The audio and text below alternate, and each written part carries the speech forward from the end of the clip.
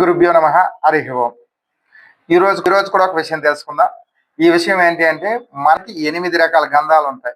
ఈ 8 రకాల గంధాలు కలిపి ఈ కార్తీక మాసంలో శివుడికి అభిషేకం చేస్తే మీరు అనుకున్న కోరికలని కార్తీక మాసం అయ్యేలోపు నెరవేరుతాయి. అదేవిధంగా మీకు ఇష్టమైన ఉద్యోగమో, వ్యాపారమో లేదా రాజకీయాలో లేకపోతే మీకు కావాల్సిన ఉన్నత పదవి, ప్రమోషన్లు ఇవన్నీ కూడా జరగాలి అంటే ఈ 8 గంధాలతో స్వామివారికి అభిషేకం చేస్తే మీకు అది ఫలితం శివుడికే వదిలేస్తే శివుడే మీకు ఆ ఫలితాన్ని ఇస్తారు. మీరు ఏం కోరుకొని చేస్తే ఆ కోరిక అన్నది శీఘ్రంగా నెరవేరుతుంది అనమాట. ఏంటి అని ఒకసారి తెలుసుకో.